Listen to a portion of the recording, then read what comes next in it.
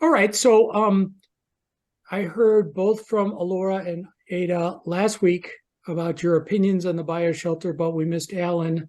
Alan, if you'd take a few minutes, I'd like to hear from you, criticisms, suggestions, things that you want to do different, things that you're worried about, just the whole bioshelter, the biocomposite project, and us becoming a for-profit company. So go ahead.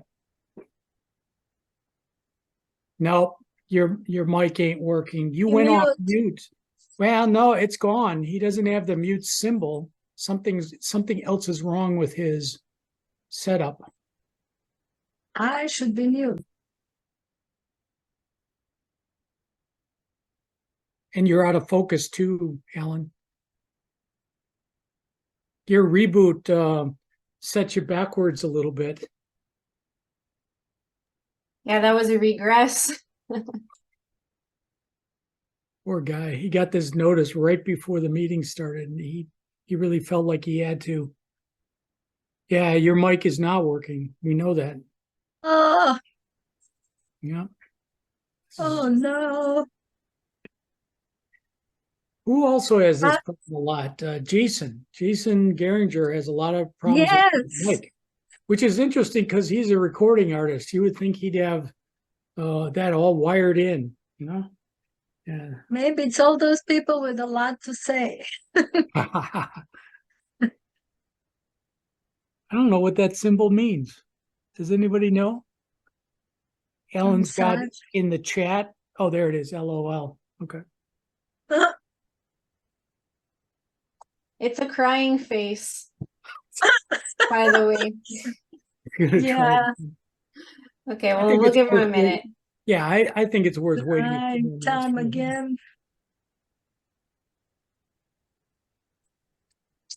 You're muted still. I can see. Okay, but I'm just unclicking. I can hear you. I can hear you now. I don't know what's going on. Well, I'll be honest that the camera might clean itself up. Oh, there it is. It's focusing. Oh yeah. You're on. Okay. Fantastic. I thought you were going to say something else. I'll be honest. You're being blurry is okay. I've heard worse, but all right. So, but appreciate your comment there. Oh, there it goes again. I don't. What's going on? Anyway, we'll work with that. Okay. So yes, back to your original question. I am very good with for-profit organizations, and I would like to join more of them for profit. There's Quinn right there. Welcome.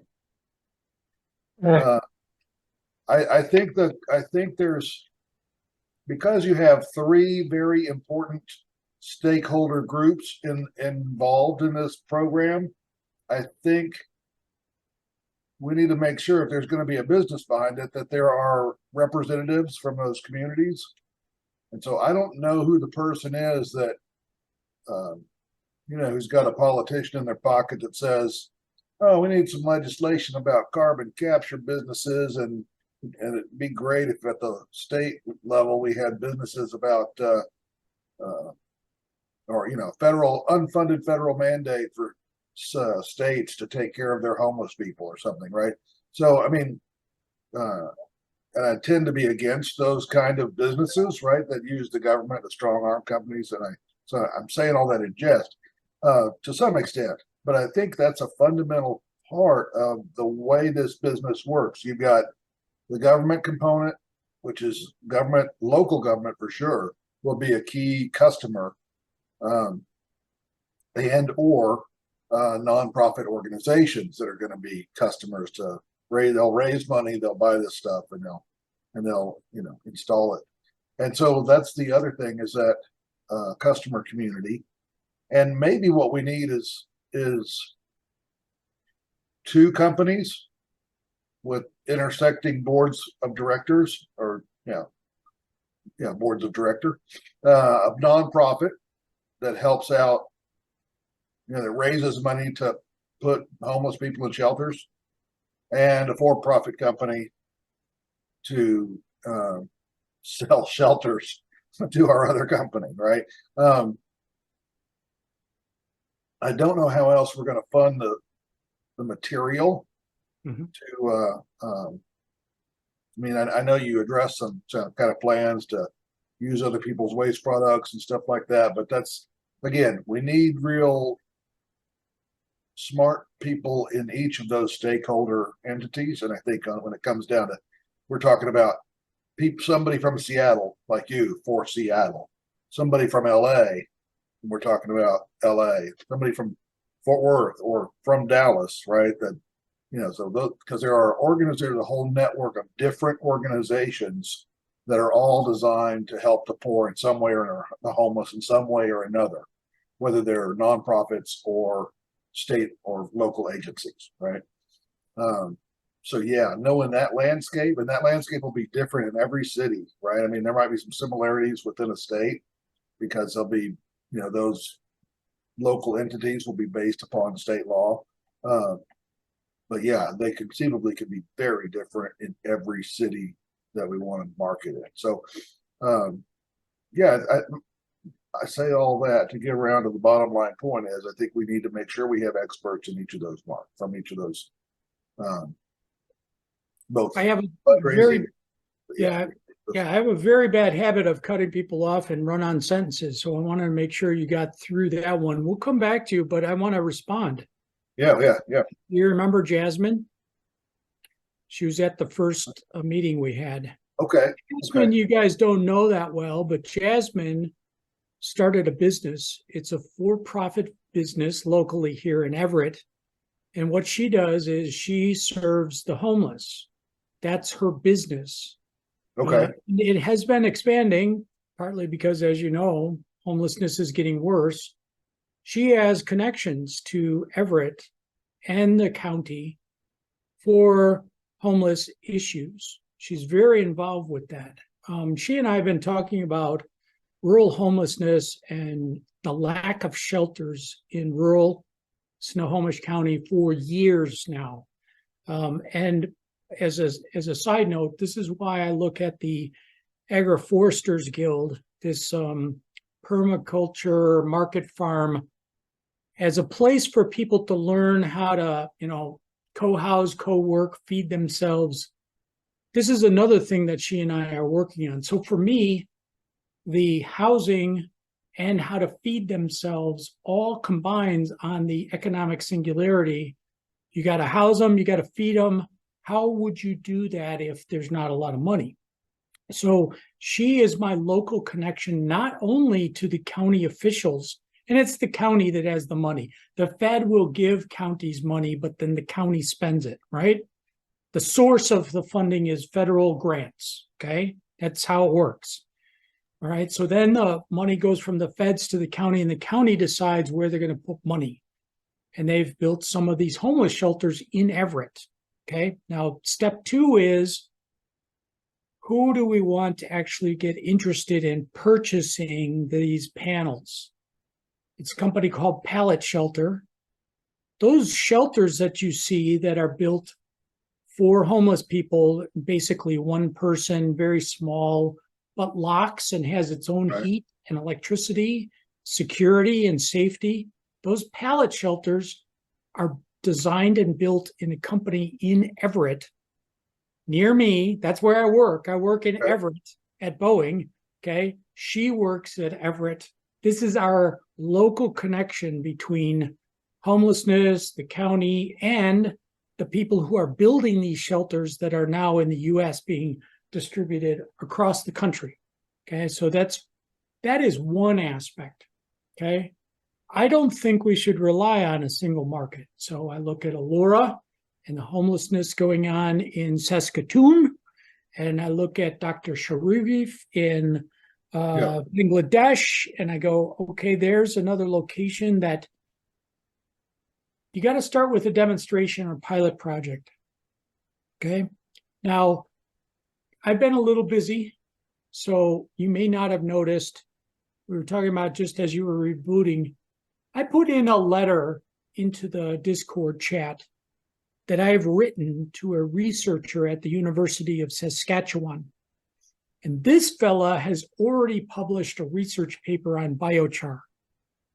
Oh, So good. he's there where all of the really cool flax growing region is.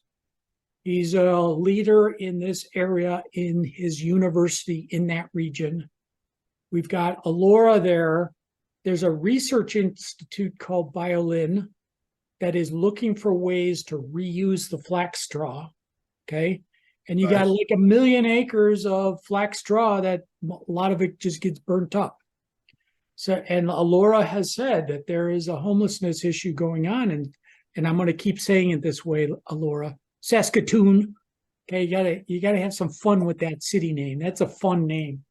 All right. So, and then Bangladesh, tell me how many millions of people are homeless in Dhaka, and every time that the hurricanes come through in the monsoon season and they get flooded out.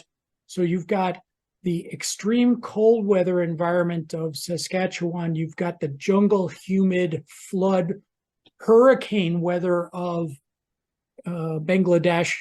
And the part that I haven't talked about much because I haven't really established it is I'm starting to work with some Boeing engineers in Brazil. And one of the guys is brilliant and a composites whiz, about, I don't know, 40-ish or whatever. We're establishing a relationship there. Brazil can grow jute and cashews and tulsi. So, my idea is try to have at least a location in every continent that is trying to make some of this biocomposite, trying different materials and different processes, different funding sources. So if you look at I've had this stream of stuff I'm putting on Discord.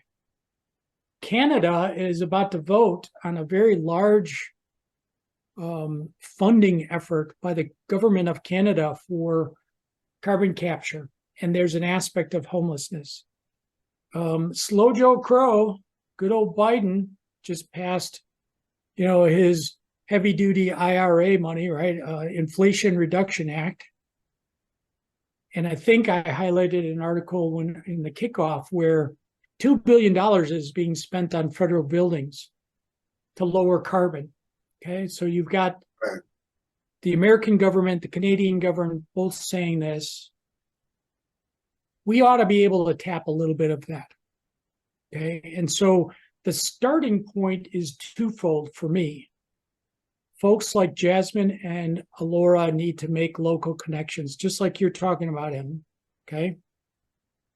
We need a researcher who's willing to start working with us on making actual biocomposites from local materials. We need some material properties. We need some little panels. Okay. So there's a sequence of connections we have to make. I want to conclude with this one other aspect that you talked about is needing a nonprofit and a profit. What I'd rather do is us focus on what we do best, okay? And I'm, again, saying we're the thinkers, okay? And trying to make a consortium or a joint venture or a collection of partners. When we talk to this researcher at the University of Saskatchewan, he might be somebody who could be a central, neutral figure in pulling together Titan Carbon Smart in Craik, Saskatchewan. They make biochar. There's a composites company I've identified in Saskatoon. You got the university, right? I mean, these connections would be more useful as not us trying to do all of the parts, but getting connected to the different parts. Okay? Right. That's my suggestion. Okay. So those were excellent points, my friend. What else is on your mind about this?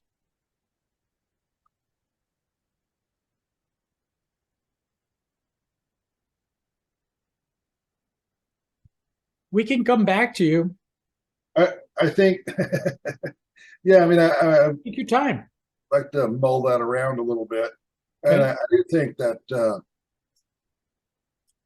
we are much better off doing local materials like cashews in South America rather than trying to ship flax husks from Canada down there, right? I mean, Hey, if we're trying to do carbon capture, what's the point of, remember I made fun of this company that was clear cutting forests in British Columbia and then sending it 11,000 miles across the ocean to England to burn it as biofuel? I Yeah. mean, come on. I mean, if you're trying to save and preserve or carbon capture, don't burn it all up. The globalization has hurt us, though. Hey, you know what? Let me talk about that for a second. sure, I'm going to mute. As you try to find companies to do things, the doers, the makers, a lot of them aren't existing anymore.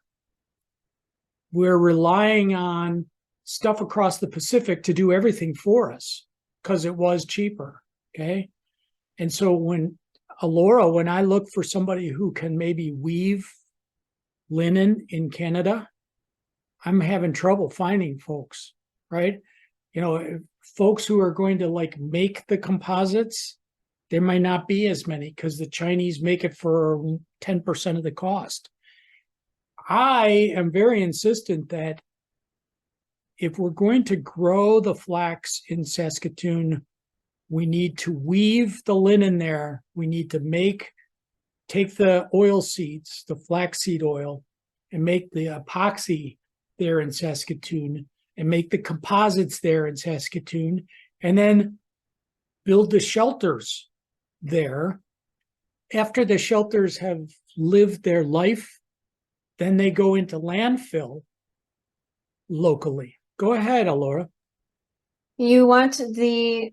I think that if the people at the university like this idea, they could just do the testing there too. And then that would be incentive for them because, carbon capture is going to be a big deal no matter what, everywhere. So if they, so even just have a working model, that's good. Yeah, I'm going to say too that one of the reasons biochar there's so many research papers on it is because if you're a graduate student, you need to write a thesis on something original. So you need something that somebody hasn't already done before, right? And it turns out that biocomposites, bioplastics, biochar, all this stuff set against the background of the globe is on fire. How are we going to get carbon captured, right? They're trying to solve a problem that the globe has and get their master's degree or their PhD or their postdoc. So, Alora, you're right. And they've got not only the knowledge, they got the equipment. And we're going to insist, we don't want to go off and buy a whole ton of new equipment, right? That would be foolish. Okay. So yes, if he isn't interested, if he's too busy, which happens a lot with these guys, he's a heavy duty PhD post, he's head of the department or something. Okay. If he isn't interested, he may have a postdoc or a graduate student. We're not picky. Okay. I'm okay. Let's write that into the letter and let's try to send it this week. Okay.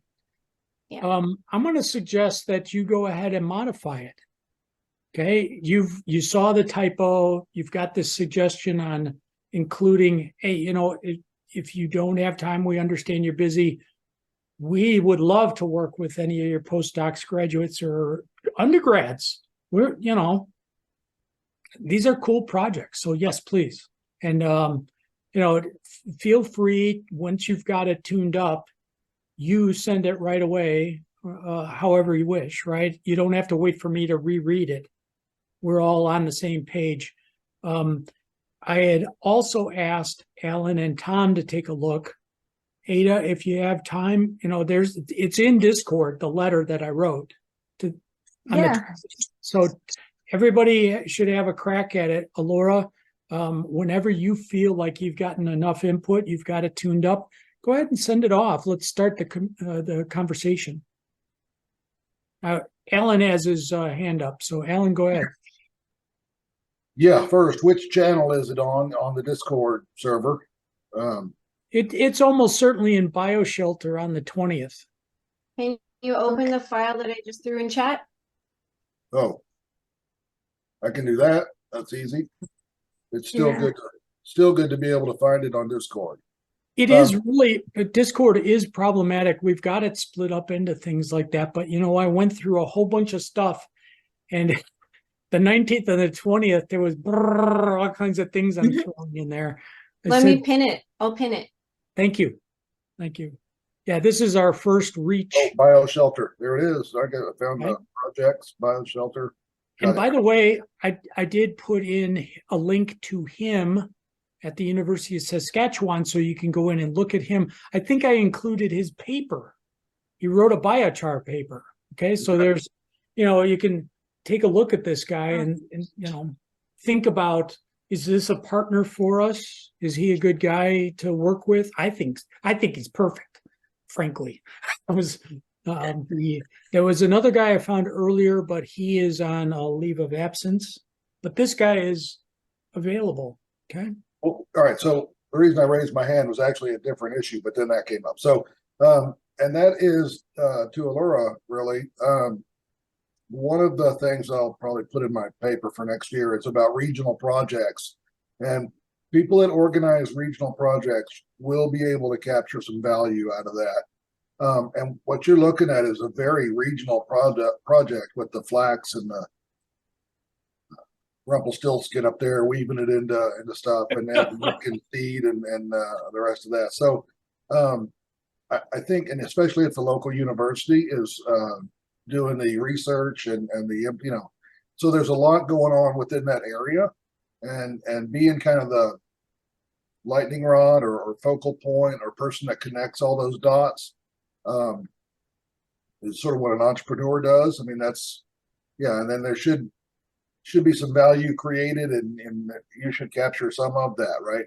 And I think the key is to then take that model and, like I say, and start moving around, because what's LA going to use to make composite materials? Their vast amount of trash that's generated every year. I mean, it's not like they have flax farms or cashew plantations or whatever. So they're going to have to figure out their own solution. But I think if we focus on using regional solutions, the same principles will apply for building the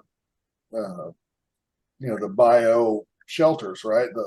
To create the mass between the ham and the cheese and the sandwiches, to go back to the non-technical description that I'm comfortable with. I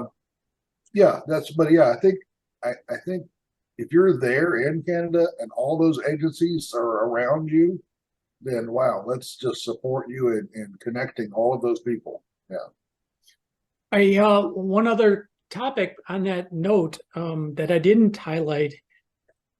Okay, University of Saskatchewan. It's very similar to in the States, where the university level is your top level, and then you've got state level, and then you've got like the community college. Saskatchewan Polytechnic is also involved with some of this. They've got in good old Moose Jaw. I love this.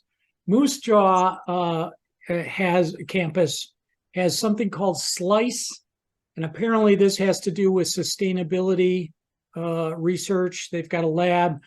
They got funding from the federal government and from the state and from the county, and so they gathered this together, and they were working with this Titan Carbon in Crake to do their first biochar project. So, some of these people have already tapped Canadian federal monies, state monies, to do little projects to demonstrate something. And I like this Titan Carbon Smart for biochar. They seem to be an aggressive company. Pardon me.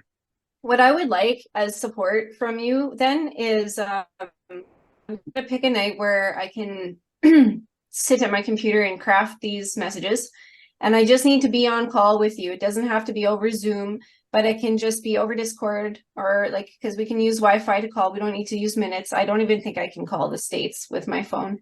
So we can just talk, and then I'll just have you on the line while I'm crafting it. That way it's done, because yeah, it definitely doesn't take a lot of energy to get this going, to start networking.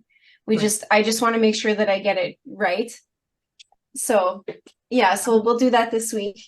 Totally. And That sounds yeah. great. Oh, and by the way, the only city you're not allowed to mispronounce is Regina. All the others you can screw them up in. And I already did that. Yeah, don't call it Regina. That messes it all up. You know, can't.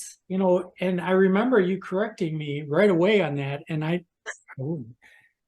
okay, so you got to say it. You see, I'm really bad at this. So say it a couple times correctly for me. Alora, It's say it. Regina. Regina. Regina. That's I drive with They- GPS sometimes just to hear it pronounce those New Orleans streets name, Chapidoo. Okay, Yeah. I'll work on that. Especially I'm since gonna it's send the you- only one. I'll send you a funny article in chat and you will never forget it. All right. Alan, let's see if you've got anything left, and then we're going to go to our friend. Now, I'm going to be interested if you prefer Quinn or Zara. So, all right, Alan, do you have anything else? No, not really. But I think, I think even before the first letter, I would just suggest as sort of a strategizing thing. Before the first letter goes out, like let us help you research all the places, kind of give us a list of the professors, the businesses, because there may be other Spreadsheet things in that. the region. What's that? Just spreadsheet that. Let's make a Okay. spreadsheet and then let's just, because yeah. I'm Right. pretty sure that Mike knows who he wants to reach out to first, but I mean, yeah, I would love if you guys would strategize that kind of stuff. I'm busy right now with a practicum, so like I have 7 hours a day. All my concentration is going into learning behavioral therapies for children. So my mind is kind of elsewhere. So if you help just redirect me, we'll do it. Yeah. Yeah, that's Let's I've do it. already got some that are designed for political campaigns, for like finding all the Texas legislators and where they live, and like what county they live, not their address. Okay. Yeah, Alan, if you pan through the BioShelter channel around the 19th and the 20th, I indicated several companies for biochar, for composites, for universities. There's a number in the Saskatoon area, that BioLin Research, that I've already indicated that I'm going to say half a dozen at least, just for flax biocomposites in Saskatoon. So there's already a cluster there. Okay. And by the way, just as a side note, you made a very good comment about what's LA going to do. My understanding is for biochar, for example, well, I saw the note from Alora on hair, but food waste is perfect for biochar. Okay. And we're throwing away a third or so of our food, wasting it. So there are all kinds of things. Okay. So Yeah. all right, so let's turn to our friend Quinn, who looks like he's going to pass out there. Quinn? I'm not. I'm just lying down.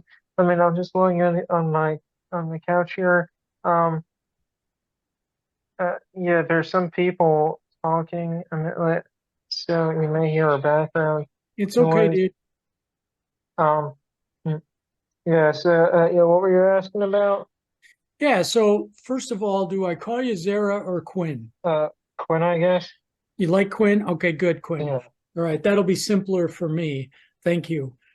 So have you had a chance to think a little bit about this BioShelter project? What I'm doing is I'm asking everybody for their impressions, their concerns, their criticisms of it.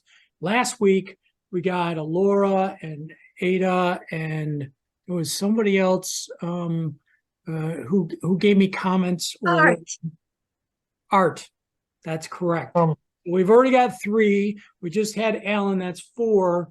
You're the 5th one. What do you think? Yeah, it sounds good, but like, do you think that you'd be able to do it on a large enough scale? Because I mean, you would need like a lot of bioshelters, right? So, I don't know. I mean, I feel like it would need a lot of funding, like billions of dollars. okay, so let's take it one step at a time to make it, at least let me try to get across what's on my mind. The bioshelter is a starting point. The problem is that these biocomposites are not cost effective. They're more expensive than normal petrochemical plastics. Okay. Yeah. We can't compete on cost, which drives almost everything everybody does, right? So we need some application that will, first of all, be able to afford the higher prices and people who are interested in doing the research. Okay. If you tell them this potential material could sequester carbon for our environment and shelter the homeless simultaneously, you got two things that potentially could draw them in as saying, okay, we're willing to spend some of, say, University of Saskatchewan, its research funding, right, or the state or the government, right? This is, you have to give them something beyond just the strength capability, right? It's a material used for building, let's say, walls. So what else does it do besides just make shelters? Well, it also pulls carbon out of the air and locks it up forever. Okay. Now, that's a starting point to get material properties and processing. It'll take a long time for us to get to the point where we go, we know how to make this. We can make it at scale, right? First of all, you make it like lab bench, like you're, just doing research before you try to build a pilot plant or make it production, okay? But think of all the things that could be made out of, let's say, think of a material like plywood, okay? Furniture, flooring, walls, office furniture, okay? There is literally millions and millions of tons of material that could be made out of this if someone decided this is a good application. One of the examples I gave, I'll stop in a second, but one of the examples I gave last week is Joe Biden approved $2 billion of spending for federal buildings in 39 states to lower carbon. Okay, it's a special project where they're going to go in for federal buildings and they're going to try to lower the carbon content. Now, most of the applications are like concrete and glass and steel, and not what we're doing. But they may not be thinking of a solution like this. And you could say, okay, after you're done building your fancy concrete that saves carbon, maybe the office furniture in there could be made out of this biocomposite. Okay, so this is the long path from a first little demonstration project to a pilot plant to industrial level. Okay. All right, I see. What else? What else is on your mind, Quinn, about this project? It seems promising, but are you gonna like did you say it was just gonna be in the US or like in other countries too? Other countries too. So the first materials that I've identified as potential, one of them is flax. That plant can be woven into a linen cloth. The flax plant has oil seeds. The seeds can be used to make epoxy, bioepoxy, and you got biocloth, and those two together can be cured into composites. Okay, so there's a Canadian solution that's all around Saskatoon and Saskatchewan. That's one. And I see Dr. Sharif has joined us. The other solution might be over there in Bangladesh. They grow jute they grow cashew, Yeah. they grow tulsi. There's a combination of materials that maybe we could use to build a similar one. I got a third option. I'm starting to work with some Boeing engineers in Brazil. Brazil grows jute and cashews and tulsi. So maybe there's one location in every continent where we start trying some options. Okay. Yeah. Um, You let me know when you're at the end of your list, because we can ask Dr. Sharif what he thinks. You got anything more, Quinn? um, maybe so. Like, how do you choose the location for it? Oh, okay. So yeah, and I said you guys are going to think I picked you as friends because of where you live. That's not how it worked.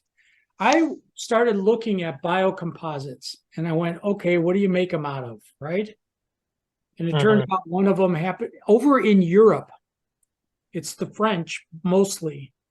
They're crazy over linen biocomposites. Flax, they grow flax there. Okay. And so they started building like boats out of biocomposite from flax. And I thought, okay, Europe, that sounds really expensive. Where else do we grow flax in the world? And guess what? It's in her hometown. She's in the million of a million acres of flax.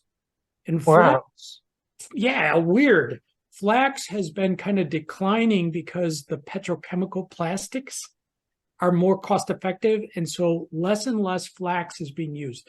Your clothes are being made out of plastics, right?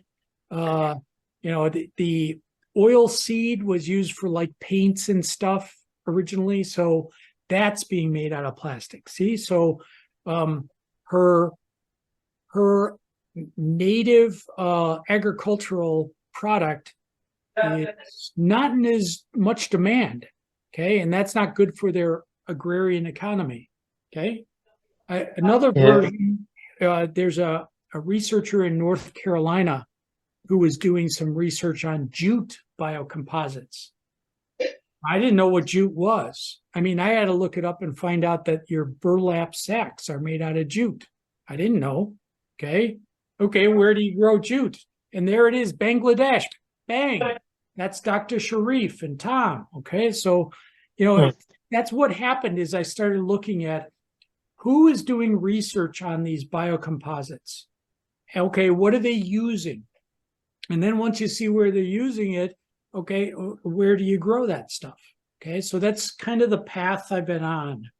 It turns out that there's a lot of different materials that could be used. Okay, but it turns out we got some people who can connect us to local supplies. Mm-hmm. Quinn, you got anything else? Not right now. Okay, Dr. Sharif, you're up. Can you hear us, buddy? Hello. Hello, can you hear me? Yes, yes.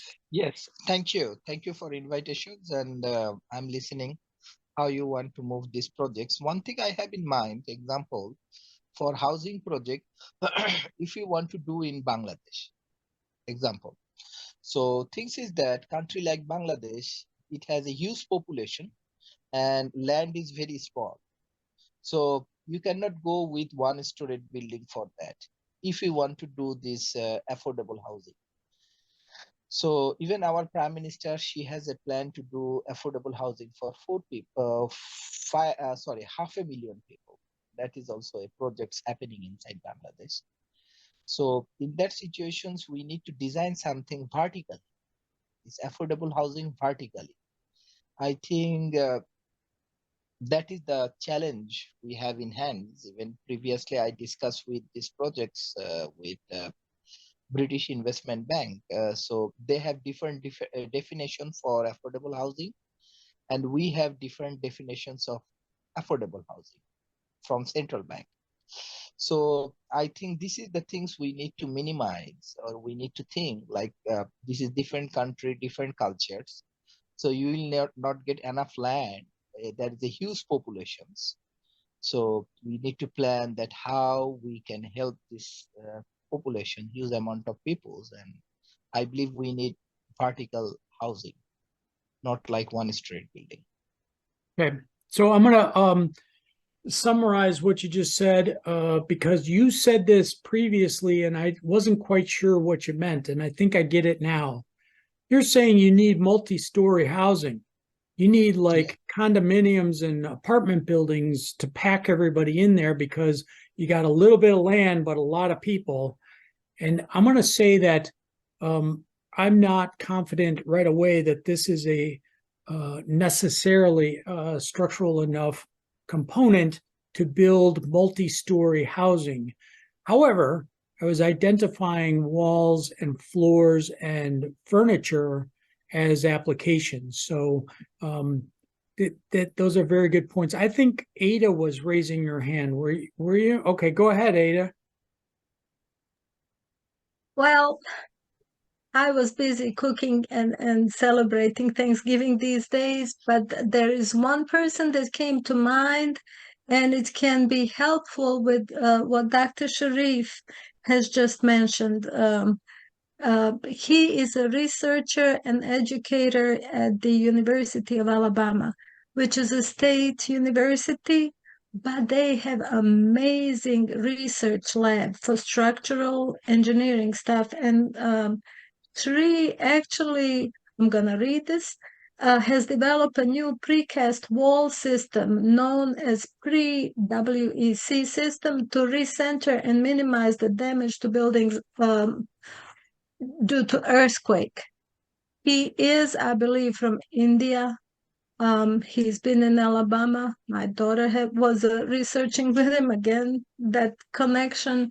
He's an amazing, amazing educator, bringing up great young people within that lab. He might be a good one for the next letter to send out, because he had great funding too. I mean, that lab is so impressive. The ceilings are like 100 feet tall. I was just like ready to sign up for structural engineering myself. Whatever they were doing there, pouring concrete, testing out stuff, everything is just great. And he might be really interested and with deeper understanding of Bangladesh and that whole area, the whole continent over there and their needs. So that's one of my thoughts. What else did I think about? Oh, Tom and I are supposed to meet with that Serge grad from Humanitarian Consortium, the nonprofit. Like Alan was mentioning, we need for-profit. This just might be our nonprofit. Because Alan, I mentioned Serge last time. Serge saw some homelessness in Canada and was devastated and started this whole project that is a wonderful thing with hundreds of thousands of views on YouTube, where musicians around the world are performing and hoping to alleviate homelessness everywhere. So we'll meet with him tomorrow and see if we can do something. You think about Serge is, I think he's nephew of Mr. Spock.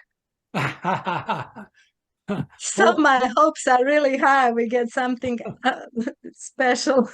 Well, let me burst in for just a second, Ada.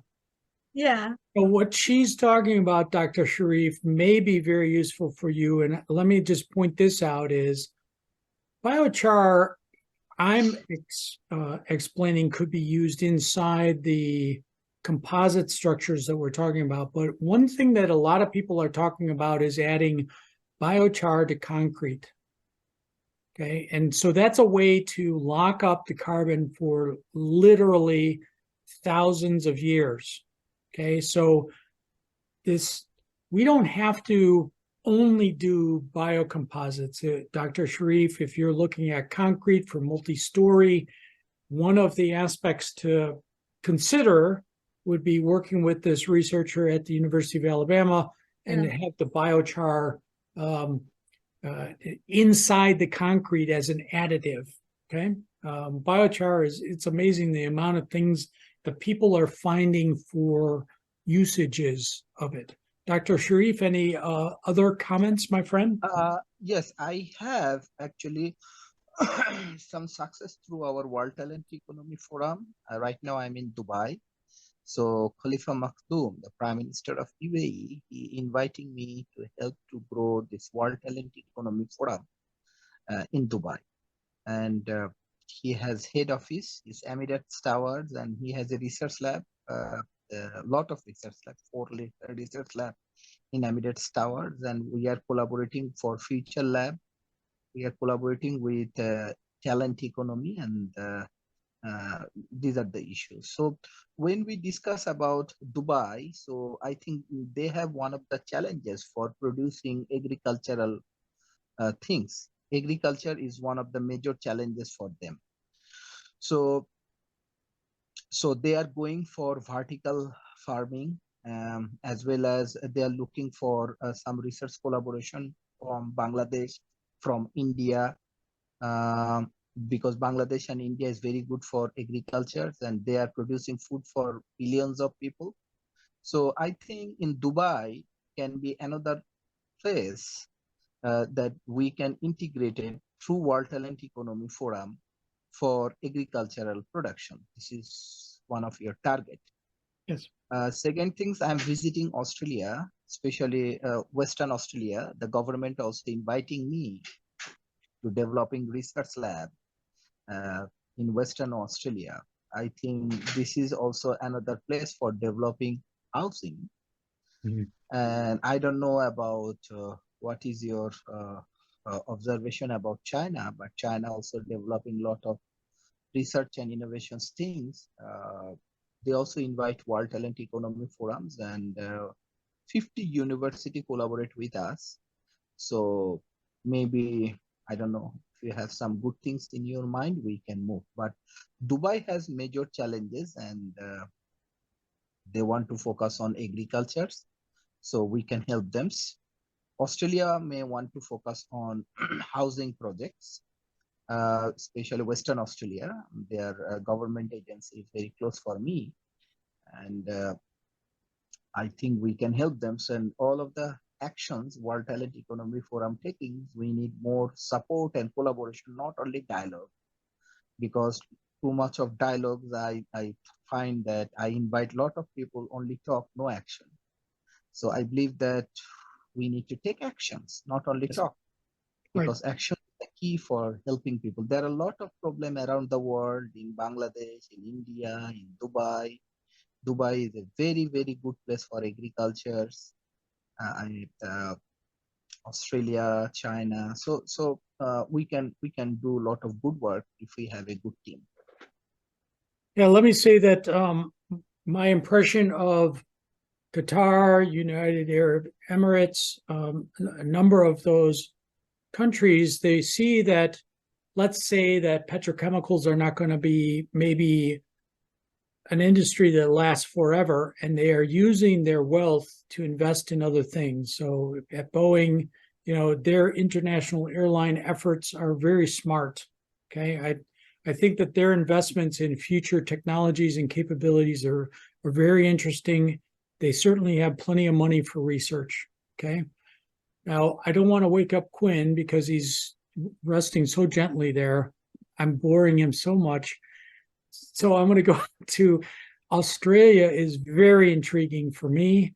I think that what I'll be doing is trying to think of what could be a natural biomaterials that is grown locally in, let's say, Australia or Qatar or Emirates, any of those places there.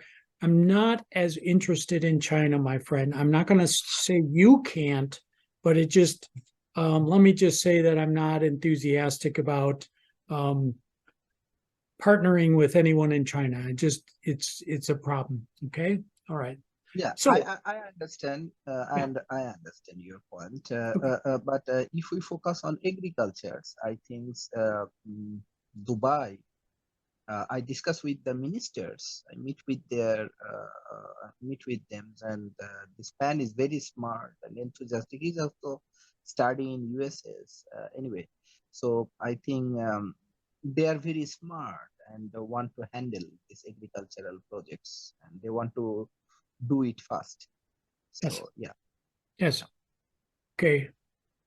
Very good. Thank you. Thank you everybody for your comments. I'm going to at least get you up to date on, I wrote down a status and I will be sending this out to everybody just so you know what I've been up to, right? So I've been, I'm going to just read it real quick. It won't take that long. So I've worked on a few items in the past week. To me, the BioShelter, the Agroforesters Guild pilot programs, the Future Visions book, the Transhumanist Party, the Omnifuturist group, all of these are interrelated and correlated. To me, they all work together, okay? The transhumanism and the omnifuturists, we're seeing something coming at us. No one is preparing, no one is planning for it. We need a way perhaps to house and feed people who are massively unemployed, okay? So that's where I'm going with this. So I've written the letter. We've talked about the letter to the University of Saskatchewan. I bought some plain linen. It's made from organic flax. I'm going to try to create some simple composites here in my house. Okay. So we'll just see how that goes. I made some biochar today in my backyard. And I'm not, I'm starting to learn how to do this. So it's not at all certain that what I've created is actually any good. So let's see. This is some wood. I have a lot of wood. I live in a forest, and this is hemlock that I've cut and split. I got a ton of it. And this is the biochar that I created today. Same material, right? So Laura, what I'm showing you is some biochar I created today in my backyard. This is hemlock, a tree, right? Western hemlock. And then this is the biochar that I created. I'm not sure that it came out, exactly 100%. That's part of doing these pilot projects, is trying to do things and see what happens. I had some old camping pots from the 60s. They were actually my folks, aluminum pots. So I split up this wood and I stuffed it in there and put the lid on, built the fire and put the aluminum pots into it. So the smaller pot ended up with, I don't know how well you guys can see this, but this is a piece of biochar, and so I'm going to keep trying to, make this stuff and learn how to do it myself. By the way, Laura, while you were away, I said that I'm reading the stuff that I've done this week to give you a status. One of the things I did is I bought some plain linen. Okay, so it's organic flax woven into cloth, and I'm going to try to make some biocomposites out of it. Okay, so, and then a comment to everybody that carbon credits look like they might be $100 a ton or less. Biochar, this biochar here, pick up a piece of bark here this time. Biochar is sold at like Lowe's or Home Depot at roughly $3 a pound. So that's $6,000 a ton. So again, compare it, right? The carbon credits might be $100 a ton. This might be $6,000 a ton, okay? And then, of course, once you put it inside a biocomposite, obviously, it's supposed to be, value added, right? So it should be more than that. Okay, I'm trying to start to look at, when we look through the business plan and the business case, you got to have an idea. Okay, how much does it cost to make? How much can you possibly sell it for? Okay. Next topic, I bought our website, omnifuturists.com. Alora is going to be in charge of the website. We might try to convince our friend Tom to help us on, how to do a good quality website. I think that Alora has the right aesthetic for what we want to create. And we'll just see, you know, I bought it. I've done very basic websites before, GoDaddy, right? Nothing fancy. I'm not very good at it. But between us all, we'll get a website up for the book, for the BioShelter, but we're moving from just a group of people talking towards becoming a business, okay? I spent an hour with Alan and Ben going over edits to my chapter. I'm getting very close to completed on the chapter. For everybody who's contributing, please make sure to get your edits done. Spend time with Alan. We don't have very much time left before we have to publish this book. Okay, we want to get this project completed and in the done bin and move on to other things. But for me, the book and the BioShelter and all this stuff all works together. Okay. May I take a moment? Or, well, I think we're kind of preaching to the choir here because Alora is the only one with a chapter in, and she and I have already gone over her stuff. So we're 100% there. But I wanted to show Alora the spreadsheet. Can we do that little thing right there? Yeah. Also, yeah, we were just kind of side chatting that there's a college of. Oops, you moved. You're muted now.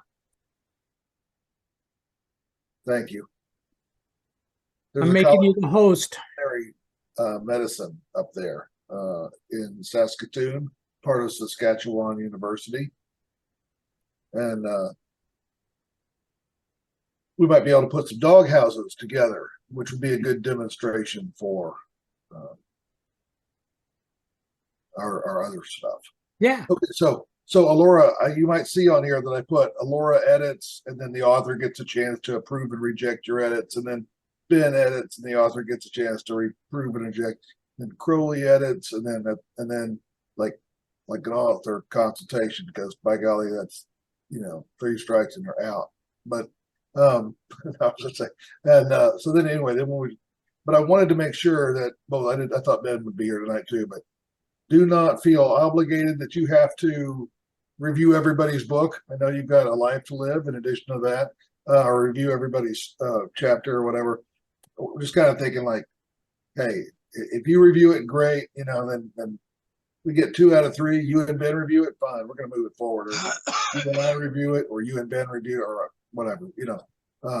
That's all well and good. Just a couple of different eyes on each project, and I plan on looking at them all. So appreciate that. And it looks like you got your hand up, so I'll stop talking. Cool. Do you want to delegate a task to me with this, or? Well, you had mentioned you were interested in editing. Yeah, especially I wanted to know how you guys were going to format stuff, so I can, if you want, I can try to do some of that if you want. Yeah, that's going to happen. That's farther down the road on the chart. Okay. So there's just kind of editing, and then we're going to format we're going to move everything, download it to a manuscript folder, and then edit the formatting to put it, I call it putting it in the shape of a book, right? So that's when we do the kind of that level of formatting and editing. So if that's the part you want to work on, we'll keep you in here later. If you want to do some line edits or you find things that are awkward, feel free to suggest comments to the other writers. Okay. Yeah, sure. The other thing I just wanted to say real quick was, Mike, if you have a budget for something that I could get help for building the website, because I really don't know that much about, like, I did some digital publishing, and like you, I've worked with ones where you can move things around, where it's like a customizable template, but all the elements are already there. So I can definitely start something, but I mean, I have a lot of contacts on Discord that are like really techie people, and I bet I could find us someone who could make a really like kick-ass website if you want. So if we could, like, I would pitch in some money, but but just think about it because yeah. No, I would definitely pay for it. The question is, I don't know what the budget would be. You know, I have no idea what people charge to prepare a website. If Right. start by giving me, Alora, a ballpark number from somebody who might be able to do it. Okay, and let me at least think about whether or not I want to invest in that. Okay. Okay, Dr. Sharif is saying, can you email me all the website stuff? So maybe he has an idea, but sure, yeah. I can ask around and see what's I'm certainly reasonable. open to delegating this, Alora. I'm going to make you, let's say, in my mind, you're the webmaster. If you want to ask if Dr. Sharif has some wizards for web prep in Bangladesh, I'm perfectly okay with that. I just need a rough idea. I do not have a budget. Tell me how much you think it'll cost and let me think about it. Dr. Sharif, what did you want to say? Okay, thank you. Beside that, here, you know, in Dubai, they first declared AI ministry. I think they are in the first in the world. So I'm just looking around for Tom. So I called him, but he naturally do not respond in WhatsApp. So then anyway, so if we want to focus on some AI related projects, I think they have Dubai already created 800 startup in UAE. I also meet in their lab and visit their lab and visit all of their startup. So I think this is another point we can collaborate with them and I can help you. But we need some action, not only writing books and go for dialogues. We need some technical expertise or some venture capitals or for offering collaborations. And I think this is very, very good place for these opportunities. Yeah. So on the funding, I'll get to you in a second, Ada. So for funding, Dr. Sharif, none of us in this group are going to be funding this research. Okay, we're going to need university, state, or federal funding for this. Okay, I am not going to be investing in the capital to launch a new composites company. Okay. And we're going to have to leverage that. And that's why I'm starting small with some of these biocomposites, maybe in a lab, some bench work or something like this. And here's the thing I keep pointing out is that there are billions of dollars sloshing around for carbon capture right now. And what's happened is people were investing in like growing forests to do carbon capture. And what have they realized? Those forests have a wildfire and all that carbon goes up in smoke. And so the carbon capture is now switching over to take care of, instead of offsets, you need materials that'll be in the ground for long periods of time to capture this carbon. And that's where I'm going to keep. Yeah, go ahead, Alora. Don't worry about it.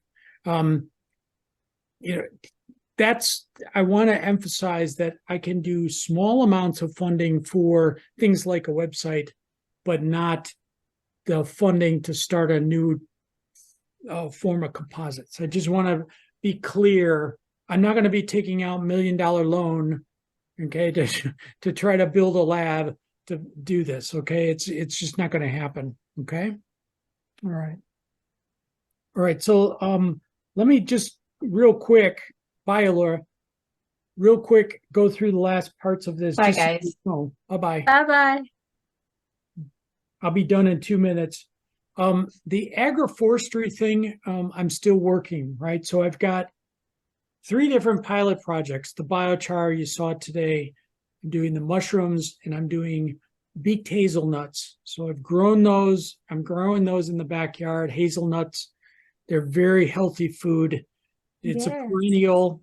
Okay, so I've planted 3 and they've established very well. I've contacted the local county conservation district these beaked hazelnuts are very good for riparian buffers, and they're for perennial and agroforestry. There's interest in doing a project. And then I contacted the wholesale nursery, but they're already sold out to the district for a number of years. So I'm going to have to use the annual plant sale.